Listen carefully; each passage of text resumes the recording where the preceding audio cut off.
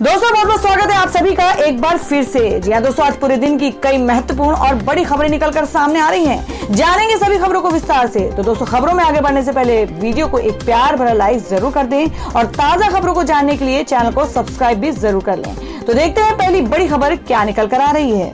दोस्तों आज की पहली बड़ी खबर निकल कर आ रही है जो कि बिहार चुनाव को लेकर है, जिसमें आपको बता दें एग्जिट पोल के हिसाब से बिहार चुनाव में तेजस्वी की आंधी, काम आई उनकी ये रणनीति। जी हम बात कर रहे हैं कि बिहार के विधानसभा चुनाव के लिए अंतिम चरण का मतदान समाप्त हो चुका है। इसके साथ ही बिहार की सभी 243 विधानसभा सीटों पर चुनावी मैदान में उतरे उम्मीदवारों की किस्मत ईवीएम में कैद हो चुकी है। चुनाव के नतीजे 10 नवंबर को आएंगे, लेकिन अंतिम परिणामों से पहले बिहार का मूड मीडिया के एग्जिट पोल से सामने आ चुका है। आपको बता दें नीतीश कुमार के साथ निश्चय के बावजूद बिहार की जनता ने इस बार सरकार बदलने का निश्चय दिखाया है। साफ है कि इस बार चुनाव में तेजस्वी का जादू ऐसा चला कि अब वे बिहार के बिग बॉस बनते नजर आ रहे हैं। एग्जिट पोल में महागठबंधन को स्पष्ट बहुमत मिलता दिख रहा है। एग्जिट पोल के मुताबिक महागठबंधन को चुनाव में 139 से 161 सीटों पर जीत मिल सकती है। आपको बता दें जबकि एनडीए सिर्फ 69 से 91 सीटों पर सिमटती ही नजर आ रही है और वहीं एलजेपी को 3 से 5 सीटें मिलने का अनुमान है। तो दोस्तों आप लोगों को क्या लगता है कि एग्जिट पोल के हिसाब से बिहार में किसकी सरकार बन सकती है? आप अपना सुझाव कमेंट बॉक्स में जरूर दें। बढ़ते अगली खबर की ओर। खबर निकल कर आ रही है जिसमें आपको बता दें कि सरकार ने इस वजह से रद्द कर दिए 44 लाख राशन कार्ड। डिजिटलीकरण अभियान की मदद से हुआ फर्जीवाड़े का खुलासा। जी आपको बता दें कि सरकार ने पब्लिक डिस्ट्रीब्यूशन सिस्टम से 43,90,000 फर्जी और अवैध राशन कार्ड को रद्द कर दिया है। सरकार की तरफ से यह कदम उठाया गया है ताकि योग्य लाभार्थियों को राष्ट्रीय खाद्य सुरक्षा अधिनियम के तहत सब्सिडी वाला अनाज वितरित किया जा सके। खाद्य मंत्रालय के एक अधिकारी का कहना है कि डुप्लीकेट कार्ड को चिन्हित करना जरूरी है।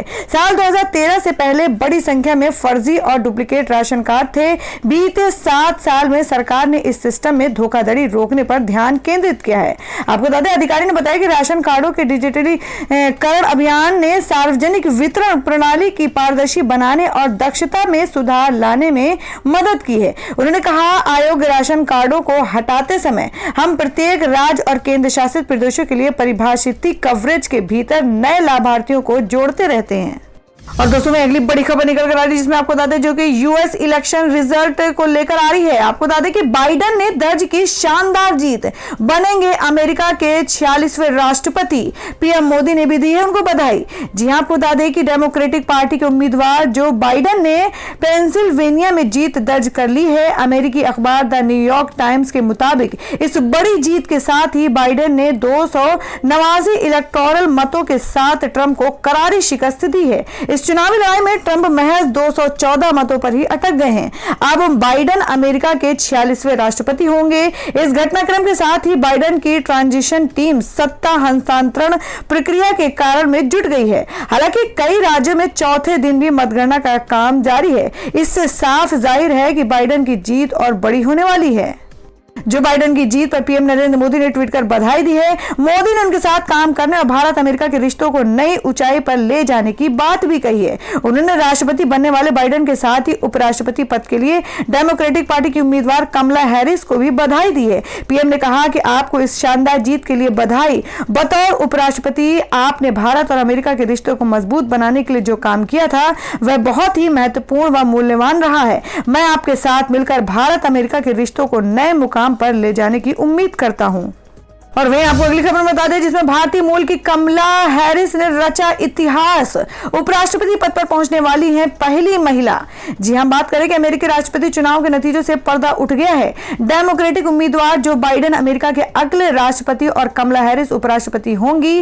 भारतीय मूल की कमला हैरिस ने कई मामलों पर अमेरिका में इतिहास रच दिया है। वो पहली ऐसी महिला है जो अमेरिका के उपराष्ट्रपति पद पर पहुंची है। हैरिस पहली अश्वेत महिला है जो उपराष्ट्रपति बन रही है और ये पहली बार ही होगा कि भारतीय मूल से जुड़ी कोई महिला अमेरिका के उपराष्ट्रपति पद वाला पदभार संभालेंगी। अमेरिकी चुनाव परिणामों से पर्दा उठने के बाद कमला हैरिस ने ट्वीट कर अपनी खुशी जाहिर की है। उन्होंने ट्विटर पर अपने बायो भी बदल दिए हैं जिस पर खुद को उन्होंने अमेरिका का उपराष्ट्रपति लिख दिया है। इसके साथ ही उन्होंने एक वीडियो शेयर करते हुए लिखा कि ये चुनाव जो बिडेन और मेरे लिए बहुत अधिक मायने हैं। यह अमेरिका की आत्मा और इसके लिए लड़ने की हमारी इच्छा के बारे में है। हमारे आगे बहुत काम है। आपको बता दें उन्होंने कहा कि सन 1964 में ऑकलैंड में कमला हैरिस का जन्म हुआ था। इनकी मां का नाम श्यामला गोपालन और पिता का नाम डोनाल्ड हैरिस थे। इनके पिता स्तन कैंसर वैज्ञानिक जो कि जमैकाई मूल के थे। हैरिस ने 1998 में ब्राउन यूनिवर्सिटी से स्नातक की शिक्षा पूरी की है। कैलिफोर्निया यूनिवर्सिटी से हैरिस ने कानूनी की पढ़ाई की थी। साल 2003 में हैरिस को सैन फ्रांसिस्को के काउंटी की डिस्ट्रिक्ट अटॉर्नी के तौर पर चुना गया था। यहां भी उन्होंने अपने शुरुआती राजनीति में कारनामा कर दिया था। उन्हें कैलिफोर्निया की अटॉर्नी जनरल चुना गया था। और दोस्तों मैं अगली खबर में आपको बता दें जिसमें अधीर रंजन का अमित शाह पर हमला। कहा पिछड़े परिवार के घर में भोजन करने का समय है लेकिन हाथरस जाने का नहीं। जी हम बात करें कि पश्चिम बंगाल कांग्रेस के प्रमुख अधीर चौधरी ने शुक्रवार को अमित शाह पर हमला बोला। अधीर रंजन चौधरी ने कहा कि केंद्रीय गृह मंत्री के पास पश्चिम बंगाल राज्य में पिछड़े समुदाय के सदस्यों के घरों में दोपहर का भोजन करने का समय है, लेकिन उत्तर प्रदेश या अन्य भाजपा शासित राज्यों में जिन पीड़ित दलित परिवारों के घर जाने के लिए उनके पास समय नहीं है। अधीर रंजन चौधरी ने यह बात कृषि विरोधी कानून ट्रैक्टर रैली निकालने के बाद पार्टी कार्यकर्ताओं को संबोधित करते हुए कही। बता दें पश्चिम बंगाल के 2 दिवसीय दौरे के दौरान भाजपा के वरिष्ठ नेता और गृह मंत्री ने बंगाल के आदिवासी क्षेत्र के बांकुरा में एक आदिवासी व्यक्ति के घर में जाकर दोपहर का भोजन किया। आदिवासी और पिछड़े समुदाय के प्रभुत्व वाला बांकुरा उन जिलों में से एक है जहां भाजपा ने 2019 के लोकसभा चुनावों में गहरी पकड़ बनाई थी, जबकि मटुआ पूर्वी बंगाल जो अब बांग्लादेश है वहां के शरणार्थियों का समुदाय है। अधीर रंजन ने कहा कि गृह मंत्री हमेशा पिछड़े समुदाय के सदस्यों के आवासों का दौरा कर रहे हैं, लेकिन क्या वह हाथरस में दलित महिला के घर जाने का उनके पास समय नहीं था? क्या वह अन्य दलित पीड़ितों के घर गए थे? मालूम हो कि उत्तर प्रदेश के हाथरस में 19 साल की दलित महिला के साथ सामूहिक बलात्कार और उसकी हत्या सहित पार्टी द्वारा शासित विभिन्न राज्यों में दलितों पर हमला का सिलसिला भाजपा को झेलना पड़ा था। रैली में चौधरी ने आरोप लगाया कि भगवा पार्टी ने अपने शासन वाले राज्यों में आतंक का एक शासनकाल जीत लिया है और दलितों और अल्पसंख्यकों के अधिकारों को छीन रही है। तो दोस्तों खबरों में आगे बढ़ने से पहले जान लेते हैं आज के माइंड को इसके सवाल को। आज का सवाल आपको बताना है कि राष्ट्रपिता महात्मा गांधी का जन्म कहां हुआ था। इसका जवाब आपको वीडियो के नीचे कमेंट बॉक्स में देना है और सही जवाब देने वाले को रैंडमली सिलेक्ट किया जाएगा और वो जीत सकते हैं बम्पर पुरस्कार। तो बढ़ते हैं अगली खबर की ओर। और दोस्तों में अगली बड़ी खबर में आपको बता दें जिसमें अर्नब गोस्वामी का हाई कोर्ट में दावा। कहा पुलिस ने जूते से मारा, जबरदस्ती पिलाया मुझे पेय पदार्थ। जी हां आपको बता दें कि रिपब्लिक ग्रुप के editor in chief Arnab Goswami की जमानत याचिका पर बॉम्बे हाई कोर्ट में सुनवाई चल रही है। उन्होंने मुंबई पुलिस पर अपनी जमानत याचिका में यातना देने का आरोप लगाया है। अर्नब ने दावा किया है कि पुलिस ने उन्हें जूते से मारा, पानी तक नहीं पीने दिया। उन्होंने रीढ़ की हड्डी और नस में चोट होने का दावा भी किया है। अर्नब गोस्वामी को 2018 के एक मामले में 2 अन्य लोगों के साथ आत्महत्या के लिए उकसाने के मामले में गिरफ्तार किया गया था। अर्नब गोस्वामी ने जमानत याचिका में लगाया आरोप कि बॉम्बे हाईकोर्ट में जस्टिस एस शिंदे और MS कार्निक की बेंच द्वारा अर्नब गोस्वामी की जमानत याचिका पर सुनवाई हो रही है। वेबसाइट और बार और बेंच के अनुसार अर्नब गोस्वामी ने अपनी याचिका में दावा किया है कि गिरफ्तारी के दौरान एक वरिष्ठ पुलिस अधिकारी ने उन्हें भारी बूट से मारा। उन्हें बाएं हाथ में आधा फुट गहरा निशान पड़ गया है और उन्हें चोट लगी है। उनकी रीढ़ की हड्डी में भी गंभीर चोट आई है। पुलिस ने गिरफ्तारी के वक्त जूते पहनने तक का समय नहीं दिया। और दोस्तों में अगली खबर में आपको बता दें जो कि यूपी लखनऊ से निकल कर आ रही है कि लखनऊ में खतरनाक स्तर पर पहुंचा प्रदूषण। ड्यूटी पर लापरवाही बरतने पर डीएम ने रोका वेतन। जी हां आपको बता दें कि खबर उत्तर प्रदेश की राजधानी लखनऊ से है। यहां जिलाधिकारी अभिषेक प्रकाश ने क्षेत्रीय अधिकारी RK सिंह की सैलरी तत्काल प्रभाव से रोकने का निर्देश दिया है। लखनऊ जिलाधिकारी ने यह कार्रवाई खतरनाक स्तर तक बढ़ चुके प्रदूषण को रोकने में लापरवाही के मद्देनजर की है। तो वहीं जिलाधिकारी ने क्षेत्रीय अधिकारी से 2 दिनों के अंदर जवाब देने के लिए कहा है। आपको बता दें कि जिला अधिकारी अभिषेक प्रकाश ने शनिवार 7 नवंबर को क्षेत्रीय अधिकारी उत्तर प्रदेश प्रदूषण नियंत्रण बोर्ड लखनऊ को एक पत्र लिखा है। पत्र में लिखा है कि वर्तमान में लखनऊ में प्रदूषण की स्थिति अत्यंत चिंतनीय है। आपको बार बार निर्देशित किया गया है कि प्रदूषण पर नियंत्रण पाने हेतु तत्काल प्रभावी कार्रवाई कराएं। बैठकों में लिए गए निर्णयों पर भी अपने द्वारा कोई कार्रवाई नहीं की गई है। इस हेतु आपको फील्ड विजिट करने के निर्देश दिए गए थे, किंतु आप द्वारा फील्ड विजिट नहीं किया जा रहा है। साथ ही आपके द्वारा अभी तक किसी भी प्रकार के प्रवर्तन की कार्रवाई भी नहीं की गई है, जिसके कारण जनपद में प्रदूषण की स्थिति पर प्रभावी नियंत्रण नहीं पाया जा सका है। जवाब नहीं दिया तो होगी उनके खिलाफ कार्रवाई। आदेश में आगे लिखा गया है कि अगले आदेशों तक आपका वेतन रोका जाता है। साथ ही निर्देशित किया जाता है कि 2 दिनों के अंदर स्पष्टीकरण प्रस्तुत करें कि क्यों आप अपने सरकारी दायित्वों का निर्वहन नहीं कर रहे हैं। अगर 2 दिनों तक स्पष्टीकरण नहीं आया तो माना जाएगा कि आपको कुछ नहीं कहना है। ऐसे में आपके खिलाफ नियमानुसार कार्रवाई की जाएगी। और दोस्तों मैं अगली खबर में आपको बता दें, जिसमें फारूक अब्दुल्ला ने भावुक होकर कहा कि जब तक कश्मीर को उसका हक नहीं दिलवाता मरूंगा नहीं। जी हम बात कर रहे हैं कि जम्मू कश्मीर के पूर्व मुख्यमंत्री और नेशनल कॉन्फ्रेंस के नेता फारूक अब्दुल्ला ने अनुच्छेद 370 हटने के बाद 1 साल में पहली बार कार्यकर्ताओं को संबोधित किया। साल भर के बाद अपने पार्टी कार्यकर्ताओं को संबोधित करते हुए शुक्रवार 6 नवंबर को फारूक अब्दुल्ला भावुक हो गए। फारूक अब्दुल्ला ने भावुक होकर कहा कि मैं तब तक नहीं मरने वाला हूं जब तक कि जम्मू कश्मीर के लोगों को उसका संवैधानिक अधिकार नहीं दिलवा देता। उन्होंने कहा, मैं अपने लोगों का अधिकार बहाल होने तक मरूंगा नहीं।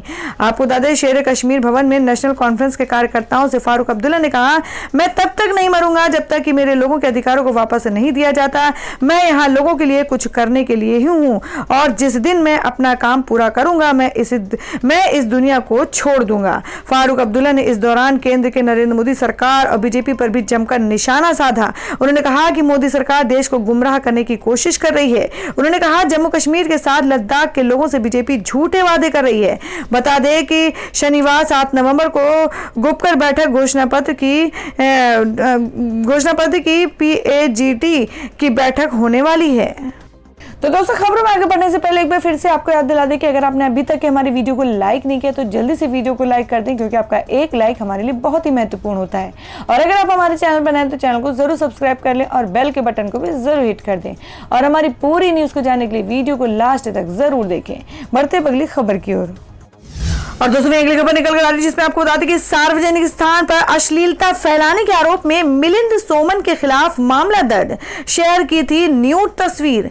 जी हां, आपको बता दें कि गोवा पुलिस ने मॉडल और फिटनेस फ्रीक मिलिंद सोमन के खिलाफ मामला दर्ज किया है। उन पर सार्वजनिक स्थान पर अश्लीलता फैलाने और सोशल मीडिया पर इसका प्रचार करने का आरोप लगा है। सोमन ने 4 नवंबर को इंस्टाग्राम पर अपनी एक न्यूड तस्वीर शेयर की थी, जिसमें वे गोवा बीच पर भागते हुए दिख रहे थे। उन्होंने तस्वीर शेयर कर कैप्शन में लिखा था कि मुझे जन्मदिन की बधाई, 55 और दौड़ रहा हूं। ये तस्वीर मिलिंद की पत्नी अंकिता कंवर ने क्लिक की थी। गोवा पुलिस ने मिलिंद सोमन के खिलाफ IPC की धारा 294 और धारा 67 के तहत मामला दर्ज किया है। आपको बता दें, इससे पहले कुछ दिन पहले गोवा पुलिस ने अभिनेत्री और social media star Poonam Pandey को भी अश्लील वीडियो शूट करने के आरोप में गिरफ्तार कर लिया था। तो दोस्तों मैं अगली खबर में आपको बता दें कि अगर आप हैं SBI के खाता धारक तो आपके लिए न्यूज बेहद जरूरी है। जी आपको बता दें कि SBI खाता धारकों के लिए एक बड़ी खबर है। आपको बता दें कि नहीं कर पाएंगे नेट बैंकिंग से ट्रांजैक्शन, बैंक ने ट्वीट कर दी है जानकारी। जी हम बात कर रहे हैं कि देश की सबसे बड़ी सरकारी bank state bank of India ने अपने खाता धारकों को अलर्ट किया है। बैंक ने ट्वीट कर सभी खाता धारकों को इसकी जानकारी दी है। बैंक की ये खबर खासकर उन खाता धारकों के लिए है जो नेट बैंकिंग का इस्तेमाल करते हैं। बैंक ने नेट बैंकिंग यूजर्स को अलर्ट करते हुए कहा कि 8 नवंबर 2020 को बैंक की नेट बैंकिंग सेवा प्रभावित रहेगी। स्टेट बैंक ऑफ इंडिया ने खाताधारकों को जानकारी दी है कि नेट बैंकिंग ग्राहकों को ज्यादा बेहतर अनुभव के लिए बैंक अपने इंटरनेट बैंकिंग प्लेटफॉर्म को अपडेट कर रहा है। बैंकिंग सिस्टम को अपडेट करने के चलते लोगों को इस दौरान नेट बैंकिंग के इस्तेमाल में परेशानी आ सकती है। बैंक ने खाताधारकों को पहले से ही इस बारे में जानकारी दे दी है ताकि लोग अपनी जरूरत के हिसाब से पहले ही इस नेट बैंकिंग से जुड़े कामों को निपटा सके और उनका काम बैंक के नेट बैंकिंग सर्विस प्रभावित होने की वजह से ना रुके। और दोस्तों यहाँ पर अगली खबर में आपको बता दें, जो कि बाबा का ढाबा को वायरल करने वाले यूट्यूबर के खिलाफ FIR, बुजुर्ग की शिकायत पर धोखाधड़ी का केस दर्ज। जी हम बात करें कि दिल्ली के मालवीय नगर में स्थित बाबा का ढाबा अब किसी परिचय को मोहताज नहीं है।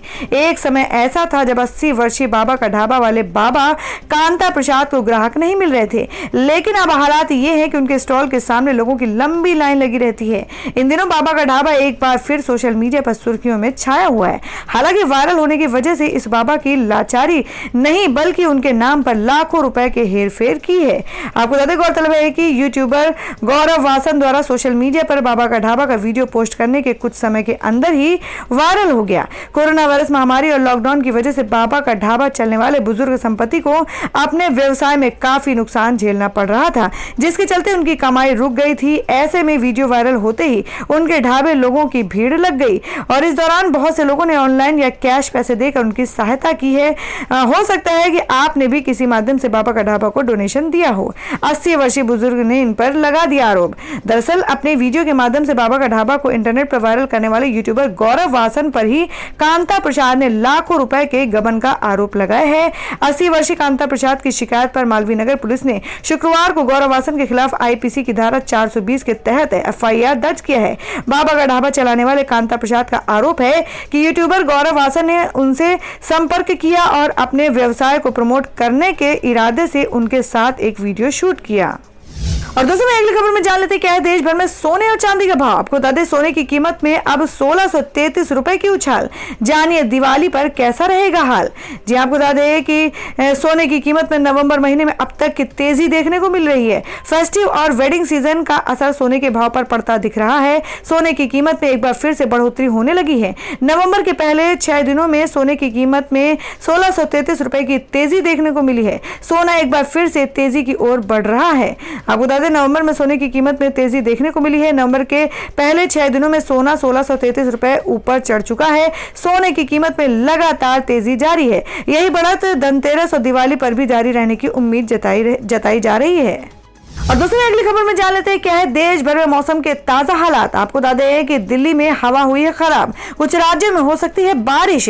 जी हम बात कर रहे हैं कि देश के दक्षिणी और पूर्वोत्तर राज्यों के कुछ इलाकों में शनिवार को बारिश होने की संभावना है।